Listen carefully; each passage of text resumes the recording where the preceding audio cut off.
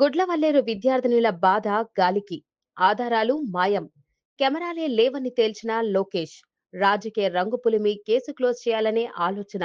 మరి విద్యార్థినులకు న్యాయం చేసేది ఎవరు? గుడ్లవల్లేరు ఇంజనీరింగ్ కళాశాలలో ఘటన జరిగిన రోజు నుండి ఇప్పటి వరకు ఏం జరిగిందో ఒకసారి తెలుసుకుందాం. ప్రపంచ దేశంలోనే ప్రత్యేకమైన గుర్తింపు ఉన్న భారతదేశం ఎటు వెళ్తోంది? సంస్కృతి సంప్రదాయాలకు మారుపేరైన భారత్లో బాలికలు, మహిళలకు రక్షణ లేదా? ఈ మధ్య కాలంలో ఆడవారిపై జరుగుతున్న దారుణాలు చూస్తుంటే ఈ ప్రశ్నే ఎదురవుతోంది.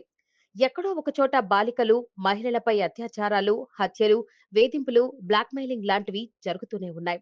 ఇది సిగ్గుపడాల్సిన విషయం. ఇక ఈ పదం కన్నా ఏం చెప్పాలో కూడా తెలియడం లేదు. అంటే పరిస్థితి తీవ్రత ఎలా ఉందో అర్థమవుతోంది.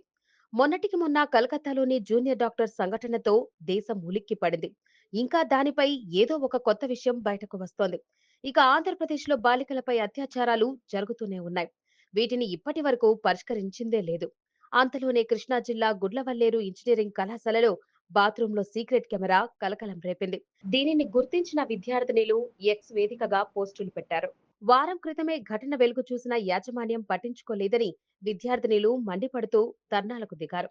ఈ కెమెరాలో రికార్డైన దృశ్యాలు, డేటాతో దాదాపు 300 మంది అమ్మాయిల వీడియోలు బయటకు వెళ్లాయని సమాచారం.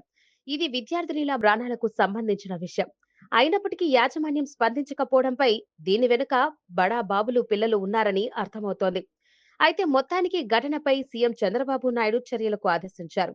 అధికారులను, జిల్లా మంత్రి కొల్లు రవీంద్రను అక్కడకు వెళ్లాలని సూచించారు. విద్యాశాఖ మంత్రి లోకేష్ స్పందించారు. ఘటనా స్థలానికి చేరుకున్న పోలీసులు విద్యార్థులకు నచ్చజెప్పడంతో గొడవ సద్దుమణిగింది.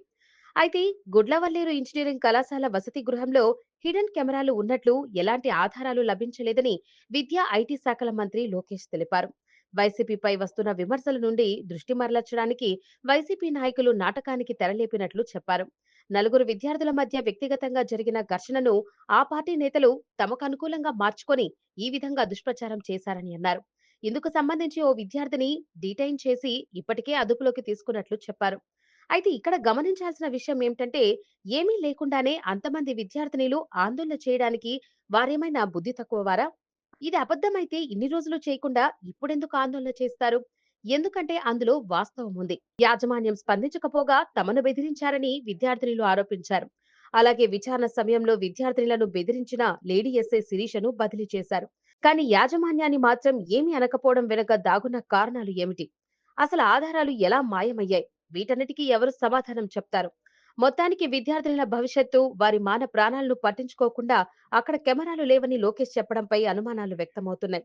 ఇంతటి సున్నితమైన విషయానికి రాజకీయ రంగు పులిమి చేతులు దులిపేసుకుంటున్నారు.